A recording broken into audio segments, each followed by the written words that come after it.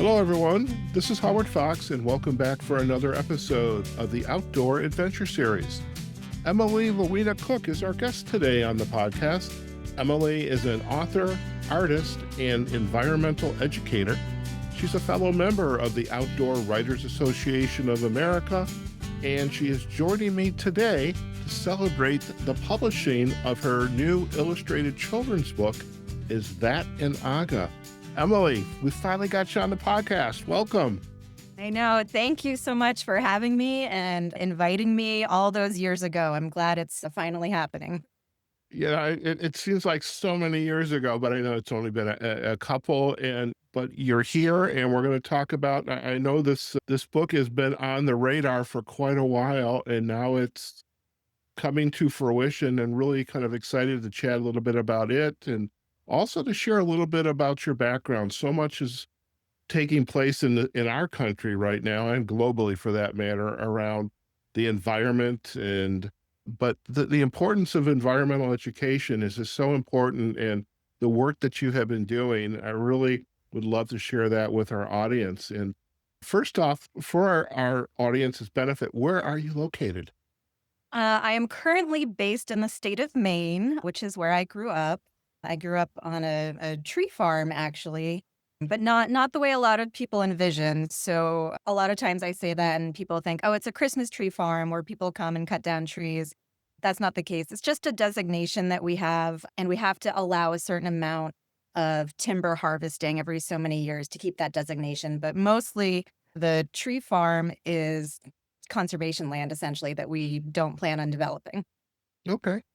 And what has been your kind of like your education trajectory? Because I know you're working, you're still pursuing advanced degrees, and I know that takes up a lot of time, a lot of energy. The book, which we'll chat a little bit about, is that an aga?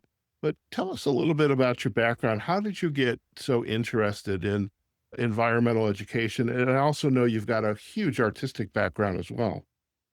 Yeah, that's a loaded question. I'll try not to speak too much on this. I mean, I always feel like I had an interest in the environment and animals even before I went to college. And then fast forward, I got my undergrad degree at Eckerd College in St. Petersburg, Florida, in environmental studies with a minor in visual art. And after graduating from there, I worked as a seasonal biologist, environmental educator, biological technician.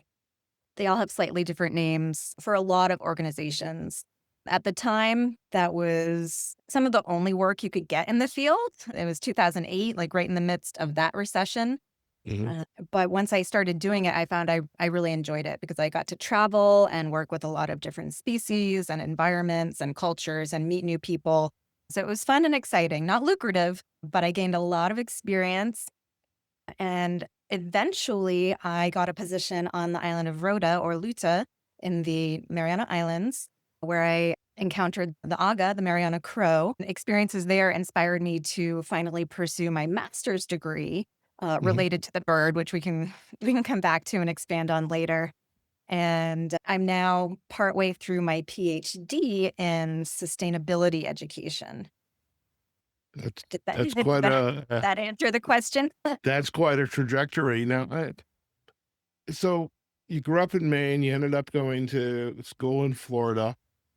I had the pleasure a couple years ago of interviewing a lot of staff with the National Marine Sanctuaries, Mhm. and it just seemed like this whole idea of all these sanctuaries throughout the US, or some are inland, some of the inland lakes, some of them are on the coast, and it seems like that there was a growing passion for the folks in this profession and kind of the work that you were doing in the environmental education, that it would be a lucrative career. Is that, do you find it, is it too specialized, or some areas are more lucrative than others?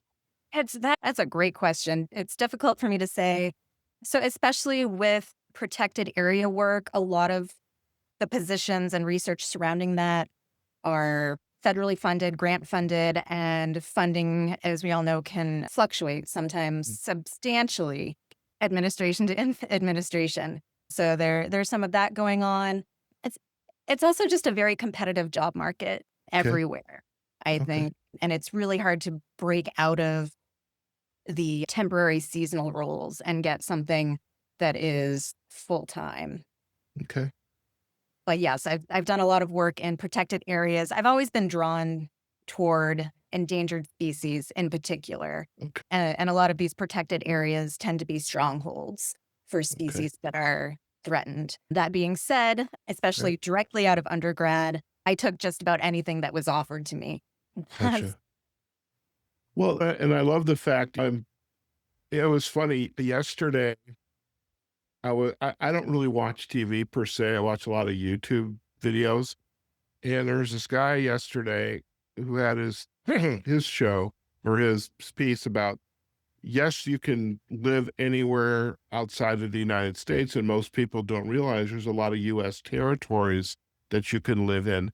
And I actually discovered yesterday because I didn't know the answer to this question. I didn't know to ask this question, but the Marianas are actually U.S. territory. Yes. So this is something that I talk about a lot with the book and my research. And this island chain in particular is interesting because we have a US territory and a US Commonwealth within the entire geographical chain. So Hmm. the island of Guam, which is the island most people tend to be familiar with, is a US territory. The rest of the islands, the Commonwealth of the Northern Mariana Islands, are a US Commonwealth. So they're very Okay. similar, but there is a slight distinction between them. Okay. Yeah, because I'm always looking for my next place to live and something that's a little lower cost to live in. And I thought, oh, Marianas, I should ask Emily about that. But so you ended up in the Marianas. What did you know about that area before you took this position and did started to do the research? What did you know about it? A good question. I was familiar with them.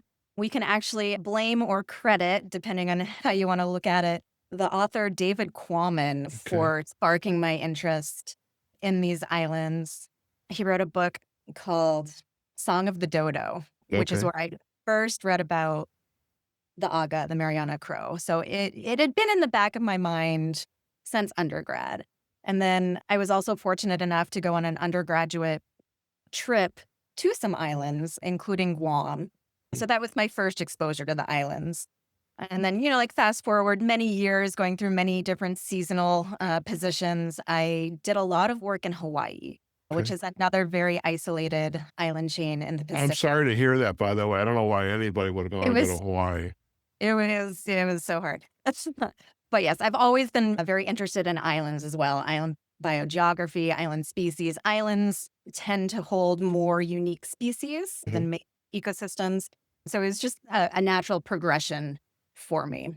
Okay, So be living in Hawaii for so many years, I became additionally aware of other Pacific islands, including the Marianas.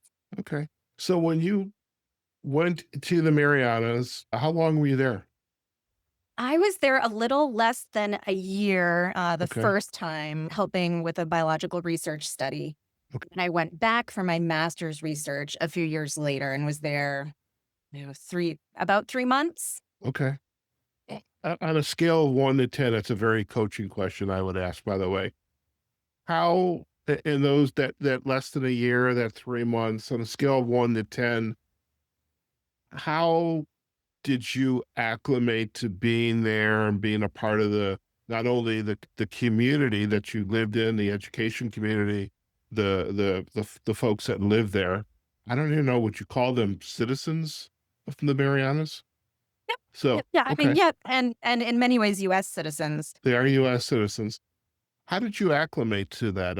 Like, so 1 is like, I couldn't wait to leave, and 10 is like, I didn't wanna go. Well, I was very excited to Okay. go. I've been wanting to see this bird, the aga, for many years. From the first moment I read about it, again, thank you, David Quammen. Yeah, And because I'd done so much work in tropical and subtropical environments, I adapted pretty quickly physically to the challenges of the work and living there. It was very, very hot. Some of the most gotcha. challenging field conditions I've worked in. Oh, We might get a guest appearance from the dog right now. all right. He's barking a little bit, just Okay, so so his that care package is arriving. it might Don't it worry. might it might be. Uh, Okay.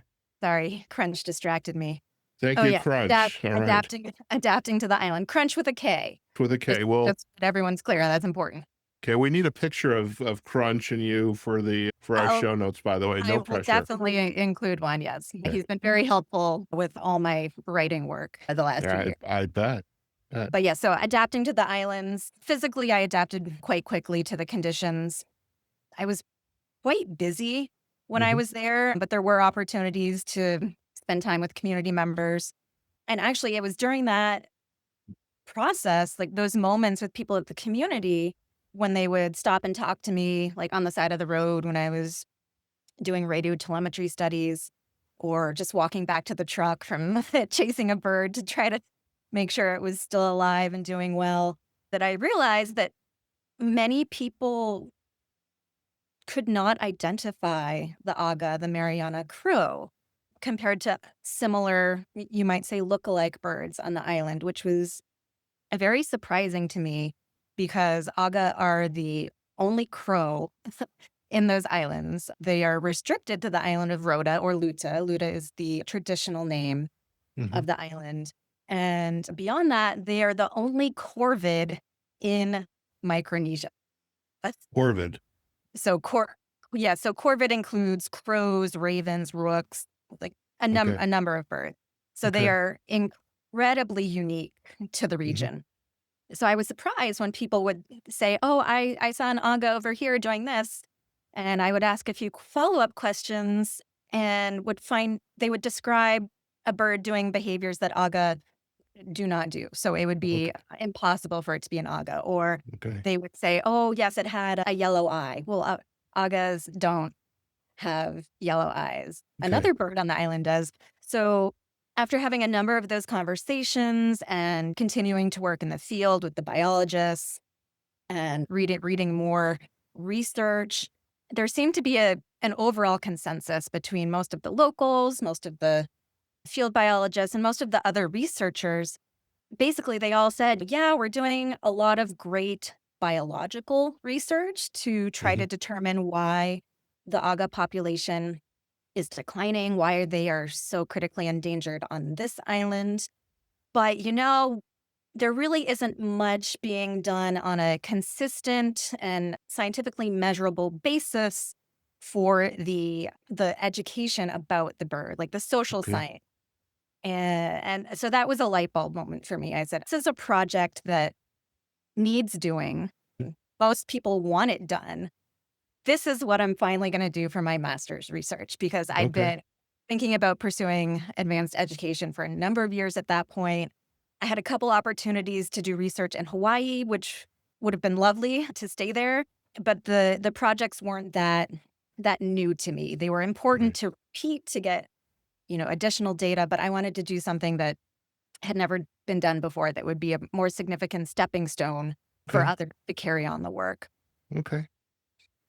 So, if we could kind of circle back a little bit, what was it about the aga and also something you just said triggered like now I know why you've decided to write this children's book, which we want to get to. But Yes. why the aga? What was it about that particular bird that drove you to say this is going to be my passion project for my master's? Yeah, I mean, as yes, and as I mentioned, a lot of it came from the community members themselves. That's a huge part of it. The bird itself, I mean, I've spent a lot of time in the field watching animals or trying to watch animals, including birds. I've done quite Mhm. quite a number of bird positions. And the aga is very charismatic.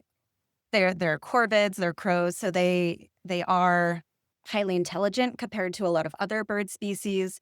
And I just had a connection, like Okay. watch them, watching their behavior in the field day after day. Hmm. A lot of very traditional scientists would say, "Oh, don't anthropomorphize them, like don't give them like human feelings or descriptions, but I do it.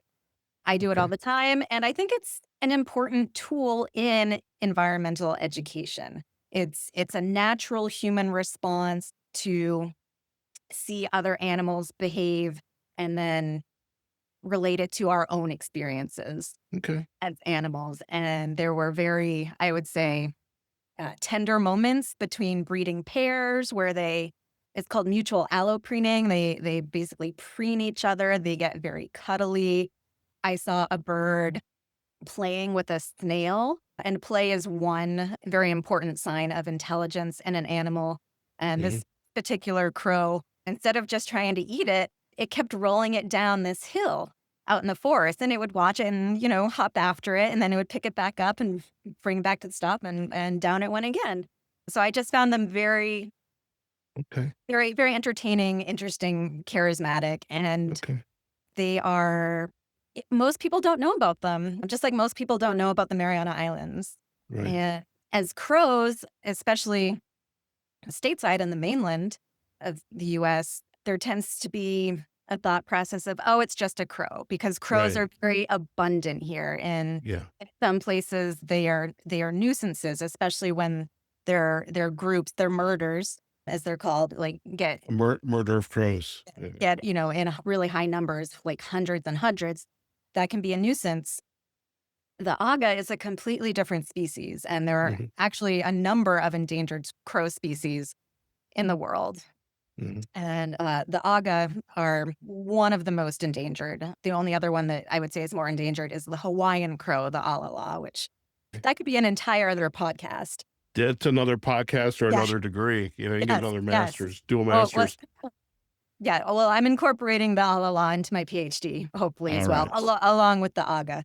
But Excellent. the aga are critically endangered. When I first started working with them, there were maybe around 200 left in Oh, the wow. wild, which is a very low number. It's not a good place to be as a species at all. Many species have not recovered from numbers that low. Do you have a sense of in your research of why the numbers of the aga are declining? Yeah, so that's what a lot of the like biology research is for. I helped with one of those projects, and it's very important. So on the island of Guam, where the aga also used to have range, their traditional range is the island of Guam and Rota or Luta. Hmm. That's it. So it's always only been on those two islands.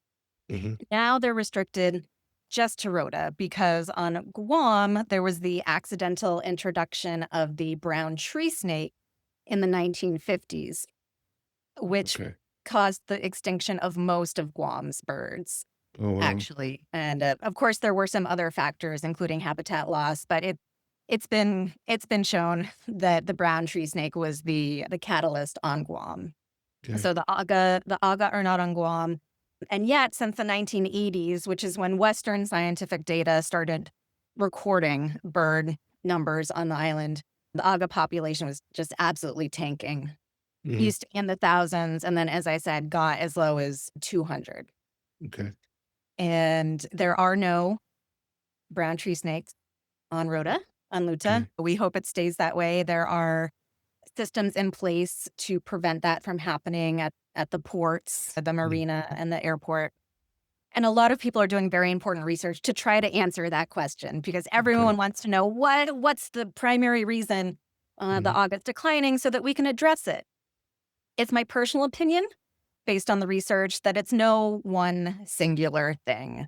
I think it's just a perfect storm of many things. Right. There's habitat loss, there's Mhm. some persecution from people. There are other predators on the island, Mhm. including cats, which there's significant evidence to show that the feral cat population is contributing to the aga decline. Sure.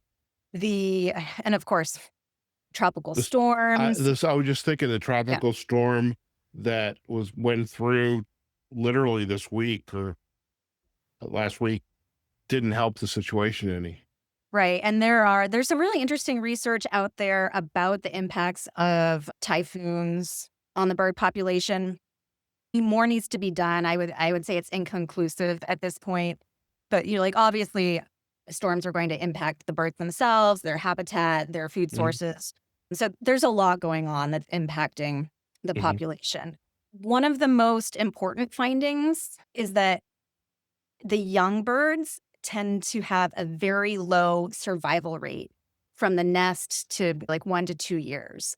Hmm. So, what's being done right now, it started a few years ago. There's a rear and release program happening on the island where researchers will collect eggs from the nest, rear them up, raise them till they get to a certain age, and then release them out into the wild, ensuring that they get, like past that critical point.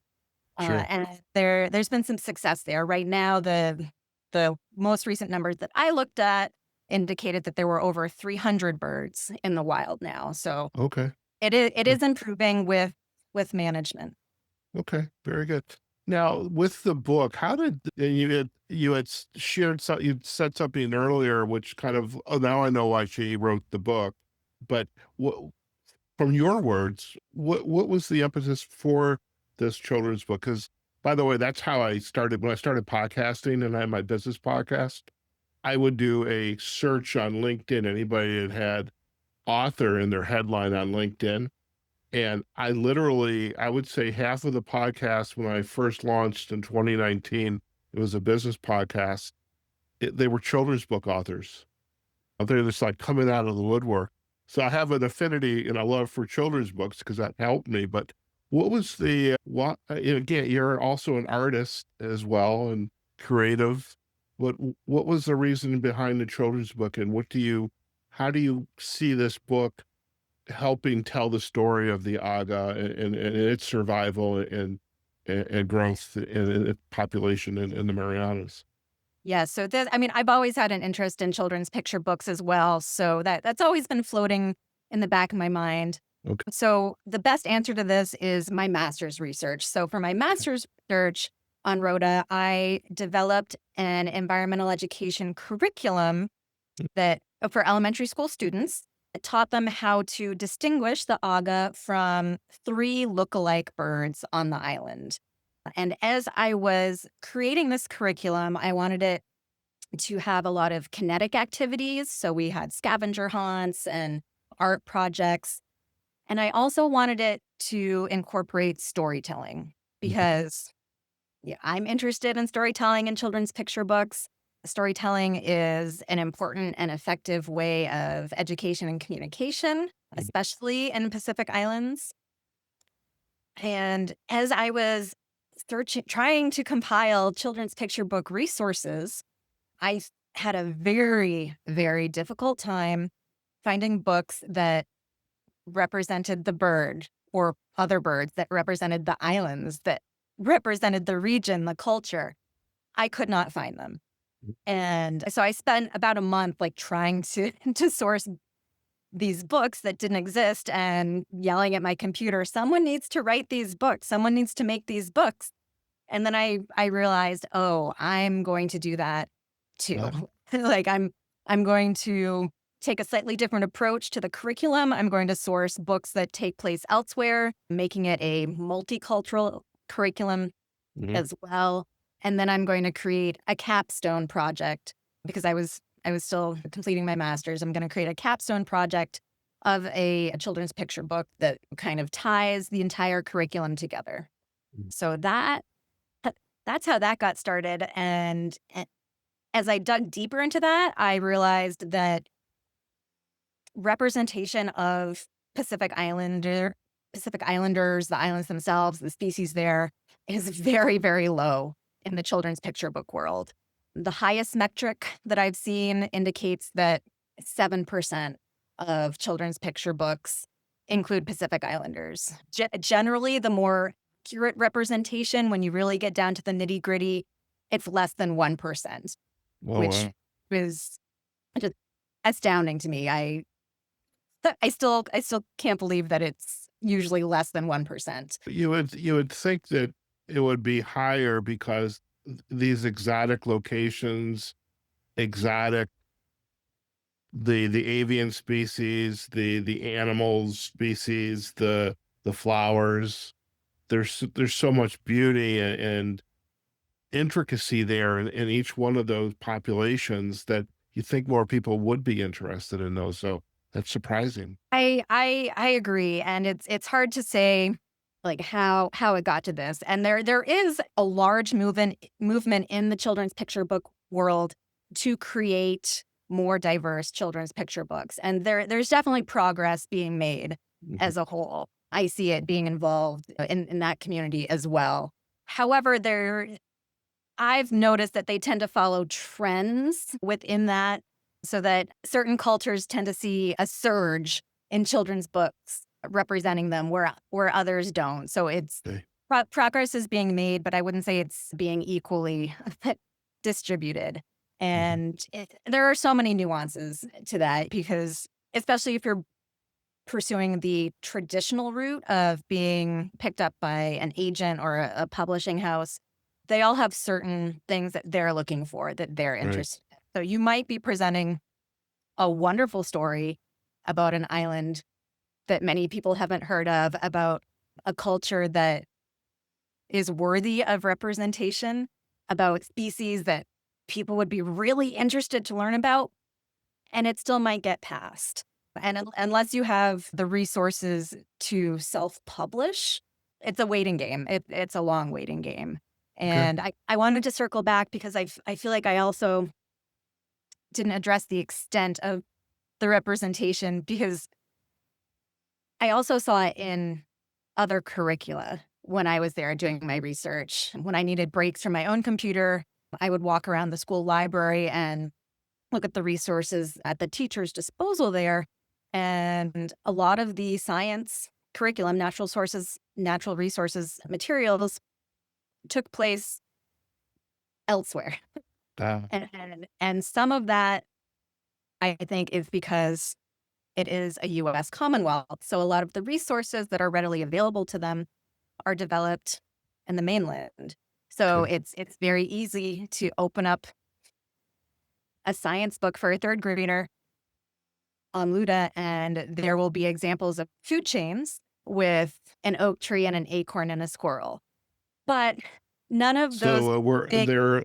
We're like the, oh God, what's the word? Is we're victims of the fact that we're still a part of the United States and its educational system. it's a, yeah, and there's, again, the colonial history of the islands. Yeah. That's a big topic that could be a whole other podcast. Yeah. But for me, I realize the kids are missing out on this very important yet very simple Hmm. connection. If they're opening up their homework and learning about oak trees and acorns and squirrels, they can't look out the window and see them. They won't Right. have in their backyard. Now, I do want to say there are some place-based materials that are great, and of course, some of the teachers are amazing and will adapt. But that also puts an additional burden on educators to do that. So Right. I wanted to create a curriculum that was place-based, Hmm. and I also wanted to create a place-based children's picture book Okay. be So available to them. okay. So tell us a little bit about the book itself. And I know we can't see it because it's still being produced and will be now with the recent storm coming through, a little bit of a delay. But what can the children and even adults, because adults, I mean, I have a couple children's books that are very pertinent to my coaching profession, but what is it about the children's books? What can the child or even the adult expect to see in the book and also the education materials that are going to accompany the book? Yeah. So in the book, I don't want to give too much away, but you Just a will you little. will you will of course see and learn about the aga, the Mariana Crow, and those three look-alike birds that I Mhm. referenced earlier, which are in my curriculum. You'll also be introduced, if you're not familiar with the Chamorro language at all, to some Chamorro words. Mhm. So it's a very multicultural book as well. It's accessible to families of the Marianas and elsewhere. There's also a bit of back matter to the book that goes into the conservation of the bird a little bit more. Mm. And there's how do I say it without spoiling it? There's a If you don't want to there's spoil it, there's an observational process that's explored okay. between a child and an adult of identifying birds. Okay. Okay. Very good. What I would love, Emily, is just also to introduce our listeners to not only the fact that they can pre-order the book is, but also to acknowledge the fact that you are a very artistic individual. I'd love to visit your website if we can do that for a minute, Yes. few Yeah. minutes. So I'm going to go ahead and share my screen. This is where technology, it's always fingers crossed. Great. All right. So if everything worked, we should be seeing your, let me center that. Let me open it up. So this is your website. Yes. Okay, so take us on a Here's the little rest of it. tour. Okay. Yeah, so this is the landing page, if you will, of my website. Mm, It gives you a little bit like a brief synopsis of some of the work that I do there, writing, art, environmental education, mhm, also curation. I occasionally dabble in an online bookstore where I source other books of interest to me and my work. And then let's see. Also, just above those, oh yes, and if you scroll down, I have some blog posts. Some of those have been published in magazines, and notably the Outdoor Writers Association of America okay. have featured some of those. And then if you, Outdoors Unlimited, okay, yes, and okay, then, excellent.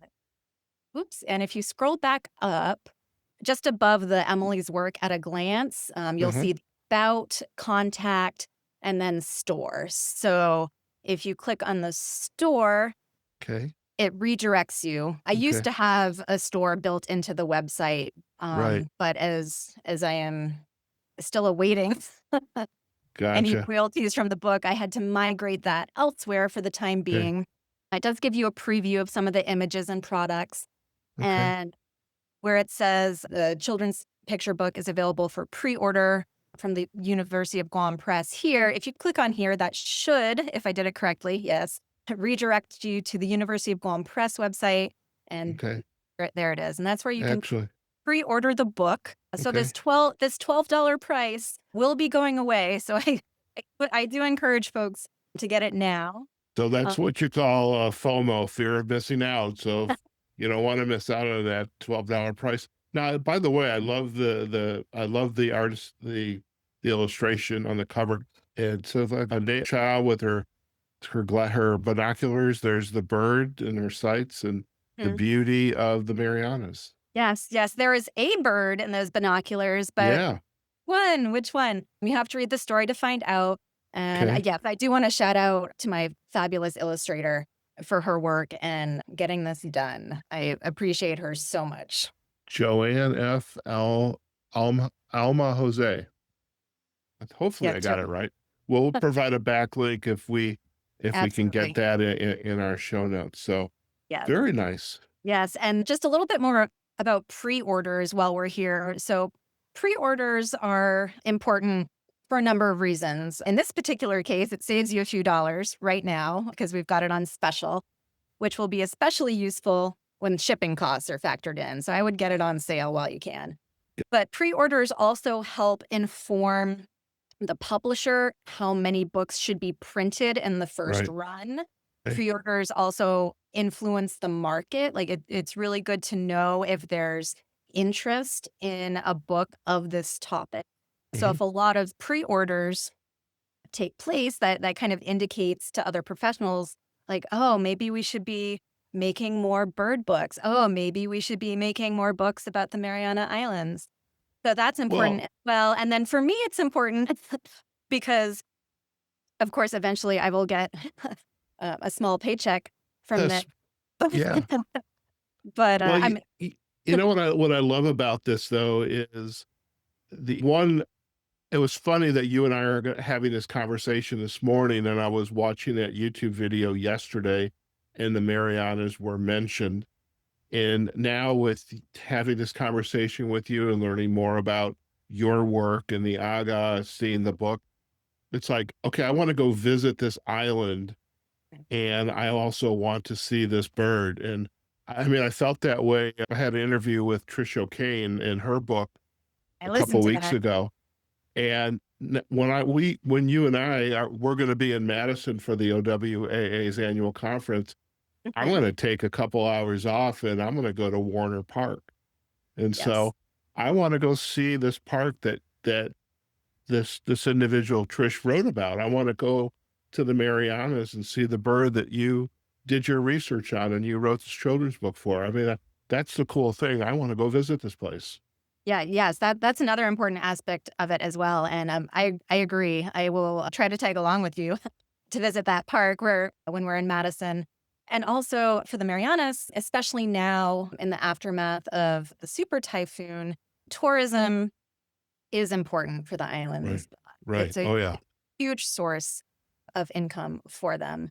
So I would personally wait a month or so, just especially Oh yeah. for Saipan and Tinian to get back on their feet. The islands of Saipan and Tinian sustained the most damage. Rota and Guam were also affected. I'm waiting to hear and see more about what Okay. the extent is. But I mean, like I can tell you from personal experience, a lot of the forest will be defoliated. Right. It's not going to look like the lush tropical destination that people envision. However, it's still very important to go. There are a lot of great underwater places to explore Mhm. as well. You're a swimmer, by the way, if Yeah, I recall. So yeah, swimming, snorkeling, I would imagine, maybe even scuba diving. But diving. Yes, I love scuba diving. I did a number of dives when I was in the Marianas. Most of them off Rota. I should shout out Blue Palms Dive Service. They okay, were very kind to me when I was there. we'll provide a backlink in the show notes to them as well. Well, this is great. Is there anything else on the website that you want to share? Let me go. Probably the contact tab, which also circles back around to some of the pre-order stuff that I haven't explained yet. I'm Okay. personally offering some promotions Okay. for people who can show me that they pre-ordered the book. So this is the contact tab on my website. So if you fill this out, it will go to my email, and this allows people to contact me without me putting my email address out there for the whole interwebs. Of course. To Of use it. course. Yeah. You can also direct me on any of my professional social medias, all Okay. Emily Louina. Okay. So the promotion I have running right now, and I'm sure we'll put the backlink in. So the book became available for pre-order on my birthday, April Okay. 1st. Okay. And And that so was no April Fool's there. It happened. no, it finally happened. All right. And that I mean, it was fun, but it's also significant because I'm gonna date myself. I turned 40 Oh this my. year on my birthday, and this is important and hopefully interesting to folks because most traditionally published children's picture book authors are not published before the age of 40.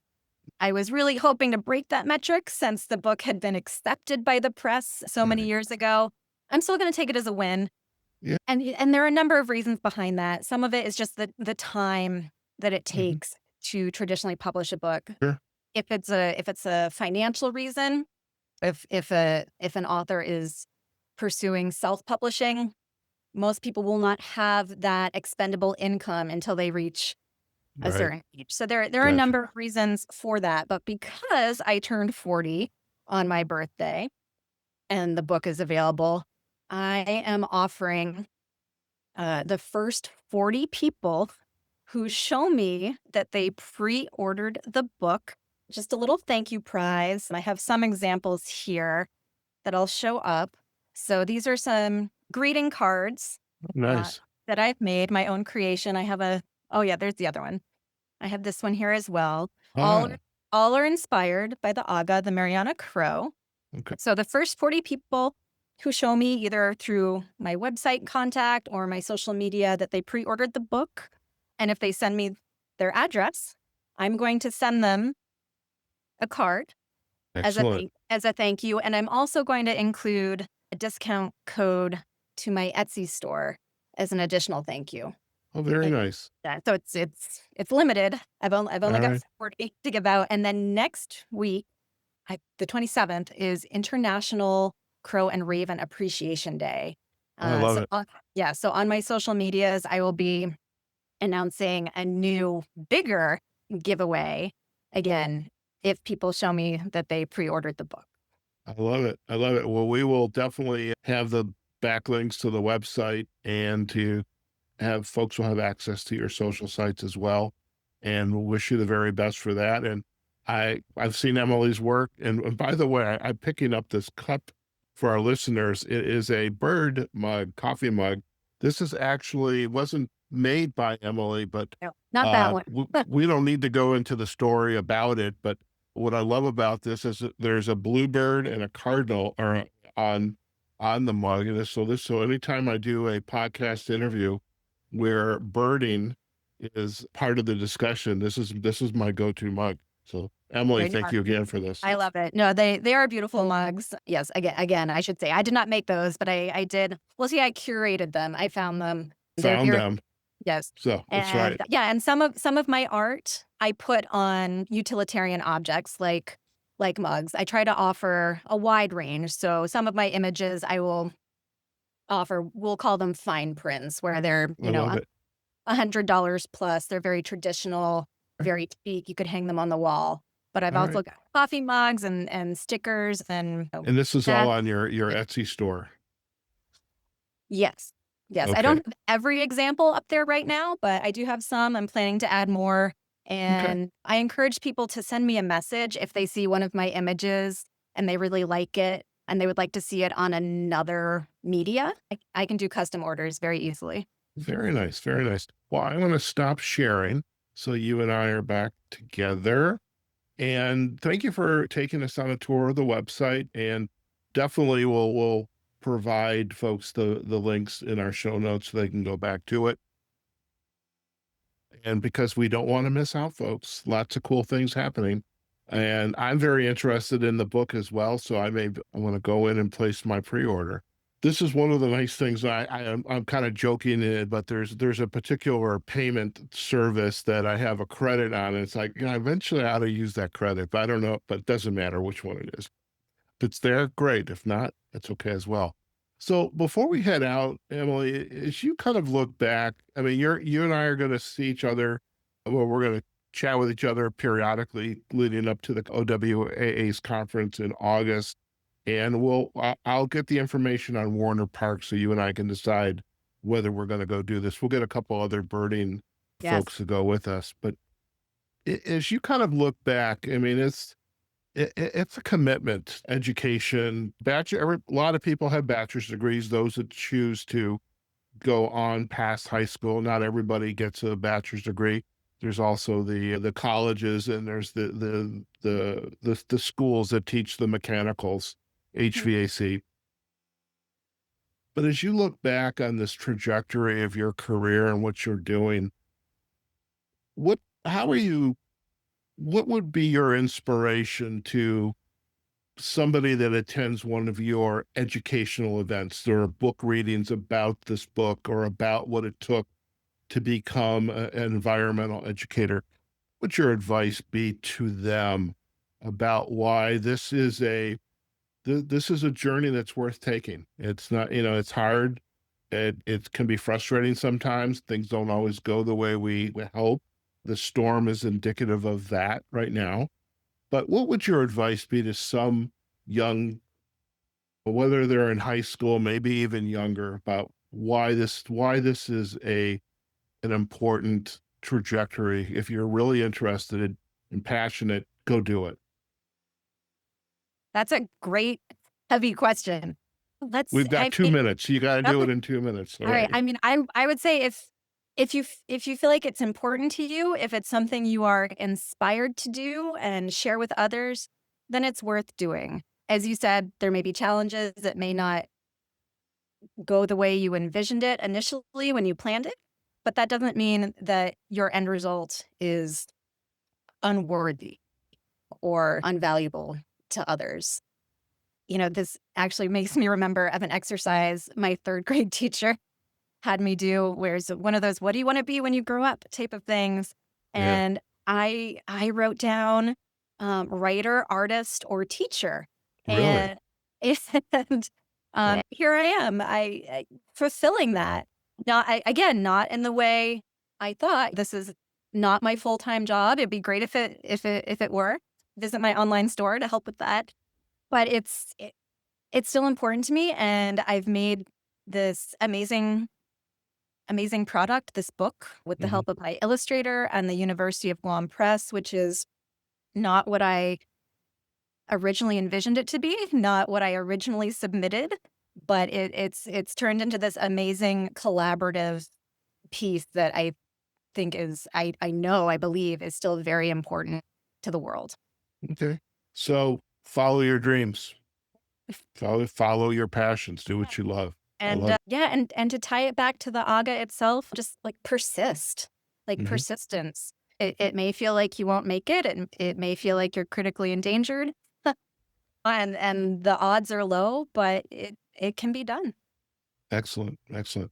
Well, on that note, Emily, it's been a pleasure to have you on the Outdoor Adventure Series podcast. At long last, you're here. It's a wrap. You did great. Hopefully, you enjoyed yourself. And I didn't throw too many oddball or hard questions at you, but I think we shared a lot of great information with our listeners, and I know they'll appreciate it. And hopefully, they'll want to learn more, not only about you and your work, the book, and perhaps even the Marianas, and take a vacation. And you have to want to get there, but but when they get there, it'll be worth it. Hopefully after the cleanup from the storm. Yes, absolutely. But thank you again for joining me. This is great today. Yeah, well, thank you for having me. I appreciate it. It's been a great introduction to being on a podcast. Hopefully, there will be many more as the Hopefully. book progresses. And yes, people are always free to reach out to me through my website or professional social media with questions, or if they would like me to speak for them. I do speaking engagements as well, and I hope they are inspired to learn more about the Aga and the Marianas. Fantastic. Well, we will definitely have all of your socials and your website in our show notes, and this episode will be a great introduction to you and the work and what you're passionate about, and to the Aga and this wonderful illustrated children's book. Is that an Aga? So thank you so much. Listen, stay on the line. We're going to do a quick close, and then you and I can have a final chat. Okay. Okay. All right, folks, we have just been chatting with Emily Louina Cook, author, artist, and environmental educator. Learned a lot about Emily's background and also this journey to creating this wonderful, soon to be officially published, available on pre order, illustrated children's book. Is that an Aga? And I know right after this call, I'm going to go back out onto the internet. Thank God for it. Do some more research on the Aga itself. And actually, I don't know, Emily, is the Aga in Merlin? Is it in the Merlin app? Do you know? It should be. Okay. I suppose I should admit I'm not usually one of those birders.